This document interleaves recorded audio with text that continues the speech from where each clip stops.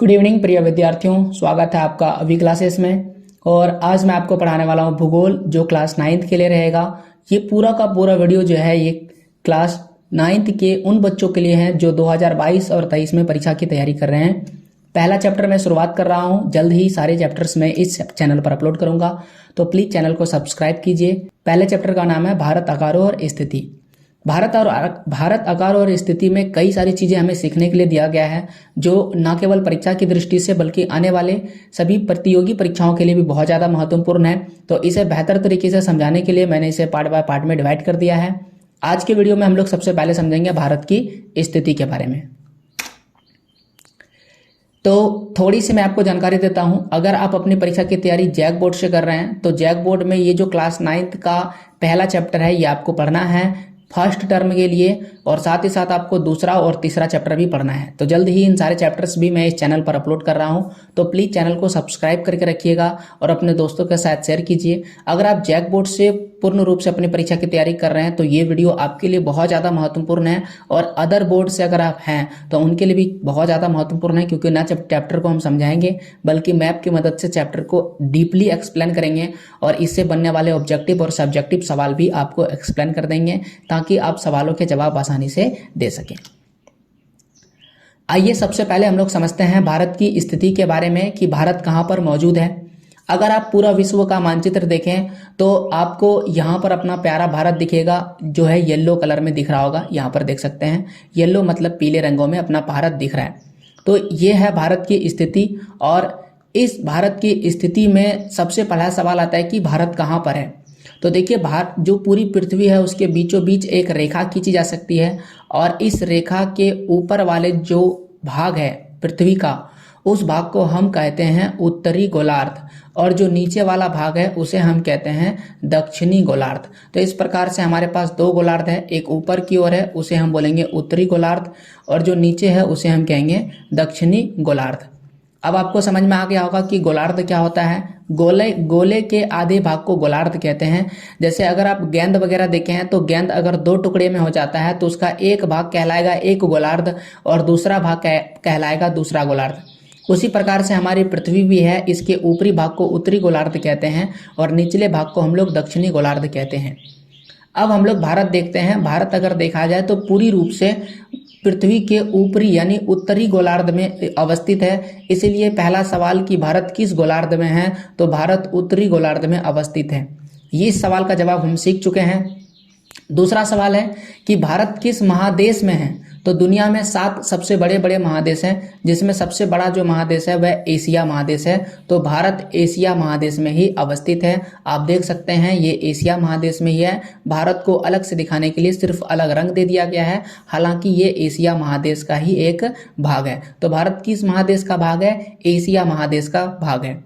2 सवाल आप सीख चुके हैं। भारत किस गोलार्ध में है? भारत उत्तरी गोलार्ध में है। भारत किस महादेश में है? भारत एशिया महादेश में है। दूसरे अन्य महादेश की बात करें तो एशिया, दूसरा यूरोप, तीसरा उत्तरी अमेरिका, फिर दक्षिणी अमेरिका, अफ्रीका, ऑस्ट्रेलिया और अंटार्कटिका या अंटार्कटिक कहते हैं। तो इस प्रकार से 7 महादेश है, जिसमें से भारत किस महादेश में है? एशिया महादेश में है। भारत की स्थिति यहाँ पर ही खत्म नहीं होती है। भारत की स्थिति को समझने के लिए हमें भारत का अक्षांशीय और देशांतरीय विस्तार देखना पड़ेगा।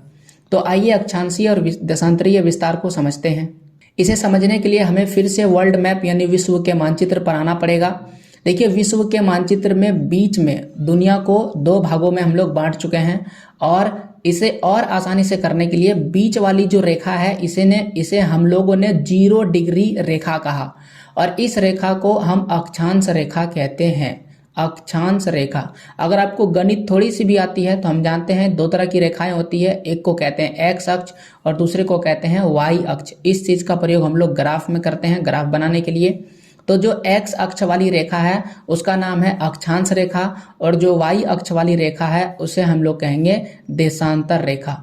तो थोड़ी सी याद रखिए। तो एक्स अक्ष वाली रेखा यानी जो रेखा है एक्स अक्ष के समानांतर ऐसे ऐसे खींची गई है, उसे हम लोग एक्स अक्ष वाली रेखा कहेंगे। आप देख सकते हैं यहाँ पर 0 डिग्री जो है ये किस रेखा में आएगा, ये अक्षांश रेखा में आएगा। 0 डिग्री के ऊपर 1 डिग्री, 2 डिग्री, 3, 4, 15, 16, 20, 25, 30, 45 ऐसे करते करते ये 90 डिग्री तक जाता है। उसी प्रकार से नीचे से भी 15, 30, 45 आपको दिख रहा होगा, ऐसे करते करते ये कितना डिग्री तक जाता है, 90 डिग्री तक जाता है।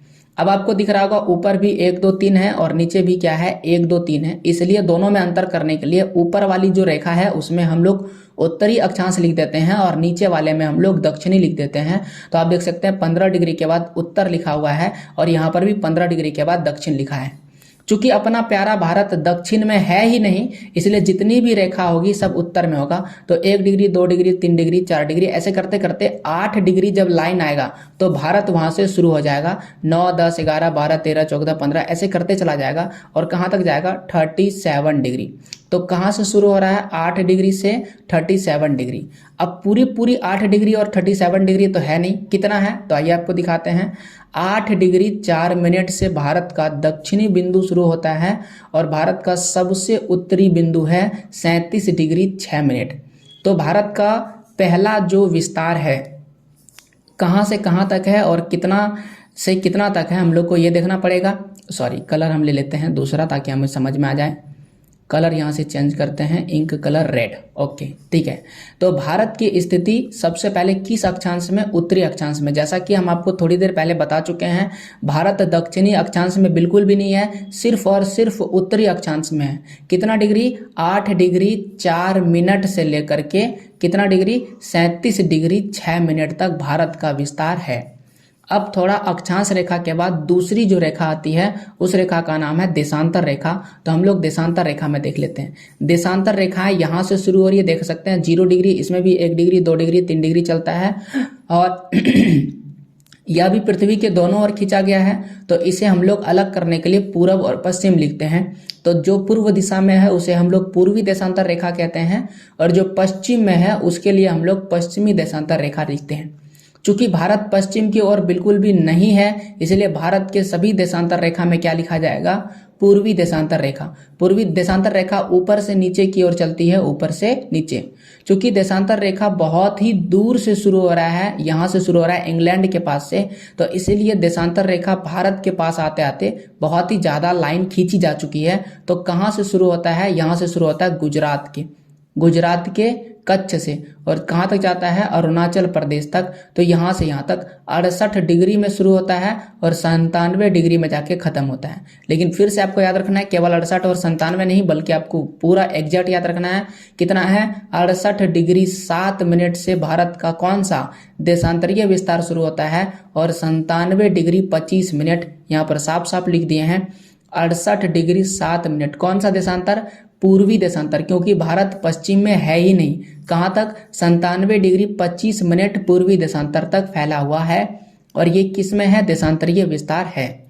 अब अगर परीक्षाओं में पूछा जाएगा तो आपसे पूछेगा भारत का अक्षांशीय विस्तार कितना है और दूसरा सवाल पूछेगा कि भारत का देशांतरीय विस्तार कितना है। तो अक्षांशीय विस्तार और देशांतरीय विस्तार याद रखना है, कितना है, 8 डिग्री 4 मिनट ऐसे मिनट होता है से 37 डिग्री 6 मिनट। कौन अक्षांश, उत्तरी अक्षांश। हमेशा जो अक्षांश है वो उत्तरी अक्षांश होगा, दूसरा कोई भी होगा तो गलत है। उसी प्रकार से देशांतरीय विस्तार अगर पूछेगा तो 68 डिग्री 7 मिनट पूर्वी देशांतर से लेकर के 97 डिग्री 25 मिनट पूर्वी देशांतर। तो इसमें भी दोनों में क्या लिखा रहेगा, पूर्वी देशांतर लिखा होगा। अगर किसी में भी गलती से पश्चिमी या कोई और दिशा लिख दिया तो वो बिल्कुल ही गलत है। अब आप समझ गए कहाँ से कहाँ तक भारत का विस्तार है। सबसे दक्षिण में कितना है, 8 डिग्री 4 मिनट और सबसे उत्तर में कितना है, 37 डिग्री 6 मिनट। देख सकते हैं 37 डिग्री 6 मिनट यहाँ पर लिखा हुआ है। उसी प्रकार से आपसे पूछा जाएगा कि सबसे पश्चिम में कितना है, ये जो दिशा ये पश्चिम है, तो पश्चिम में है 68 डिग्री 7 मिनट और सबसे पूर्व में कितना है, सबसे पूर्व में है 97 डिग्री 25 मिनट। भारत का अक्षांशीय और देशांतरीय विस्तार हम लोग देख लिए। थोड़ी सी लंबाई और चौड़ाई देख लेते हैं। तो भारत उत्तर से दक्षिण में कितना तक फैला हुआ है, 314 किलोमीटर लंबाई है। आप देख सकते हैं उत्तर से दक्षिण, उत्तर में है कश्मीर, यहाँ पर लिख सकते हैं कश्मीर यानी जम्मू और कश्मीर कहते हैं, और नीचे जो सबसे दक्षिण में बिंदु है वह है कन्याकुमारी। तो सबसे दक्षिण में कन्याकुमारी है। तो कश्मीर से कन्याकुमारी तक का जो जो दूरी है, लंबाई है, वह है 3214 किलोमीटर। यहाँ पर साफ साफ बड़े बड़े अक्षरों में लिखा हुआ है। उसी प्रकार से पूर्व से पश्चिम, तो यहाँ पर पूर्व है, पूर्व में कौन सा राज्य है? अरुणाचल प्रदेश यहाँ पर है, अरुणाचल प्रदेश। अरुणाचल प्रदेश से किस क्षेत्र तक? गुजरात तक का जो एरिया है वो कितना है? ये 2933 किलोमीटर यानी 2933 किलोमीटर की दूरी है। आप देख सकते हैं यहाँ पर साफ साफ लिखा हुआ है। तो इसका हम लोग उत्तर से दक्षिण तक विस्तार देख लिए, अक्षांशीय विस्तार देख लिए, दक्षांशीय विस्तार देख लिए, लंबाई देख लिए, चौड़ाई देख लिए। आपको बिल्कुल ही आसानी से याद हो गया होगा। अब आगे बढ़ते हैं और एक चीज आपको याद रखना है कि अक्षांशीय और देशांतरीय विस्तार में लगभग 30 डिग्री का अंतर है। तो ये 30 डिग्री का अंतर क्या लिखा गया है, आइए हम लोग देख लेते हैं। तो देखिए, अक्षांशीय विस्तार कहाँ से शुरू होता है? 8 डिग्री 4 मिनट से कहाँ तक है? 37 डिग्री 6 मिनट। अब थोड़ा इसमें जोड़ घटा करते हैं। 37 डिग्री 6 मिनट बड़ी संख्या है, उसमें से 8 डिग्री 4 मिनट क्या करते हैं? घटा कर देते हैं। तो 6 में से अगर 4 घटाएंगे तो 2 आएगा, 17 में 8 घटाएंगे तो 9 आएगा और यहाँ पर बचेगा 2। तो लगभग 29 डिग्री 2 मिनट है, जिसको लगभग 30 डिग्री मान लिया गया है, लगभग 30 डिग्री। उसी प्रकार से ये किस में है? अक्षांशीय विस्तार है, अक्षांशीय विस्तार। इसके बाद आते हैं देशांतर में। तो अगर देशांतर अगर आप देखें तो देशांतर कितना है? 68 डिग्री 7 मिनट से लेकर के 97 डिग्री 25 मिनट, 97 डिग्री 25 मिनट। तो इसमें भी 97 डिग्री 25 मिनट बड़ी संख्या है और 68 डिग्री 7 मिनट छोटी संख्या है। तो थोड़ा इसमें भी घटा कर देते हैं। यहाँ पर कोई संख्या नहीं है तो 0 डाल देते हैं। 5 में से 0 घटाएंगे तो 5 आएगा, 12 में 7 जाएगा तो इसमें भी 5 आएगा, यहाँ पर 17 में 8 जाएगा तो 9 बचेगा और यहाँ 8 में से 6 घटाएंगे तो 2 आएगा। 29 डिग्री 55 मिनट और यह भी लगभग 30 डिग्री के बराबर है। इसीलिए कहा जाता है कि भारत का अक्षांशीय विस्तार और देशांतरीय विस्तार लगभग कितना डिग्री का है? 30 डिग्री का है। तो यहाँ पर पहला जो पार्ट है वो खत्म होता है, जिसमें हमने आपको बता दिया कि भारत का अक्षांशीय विस्तार, देशांतरीय विस्तार, लंबाई, चौड़ाई, स्थिति किस गोलार्ध में है और किस महादेश में है।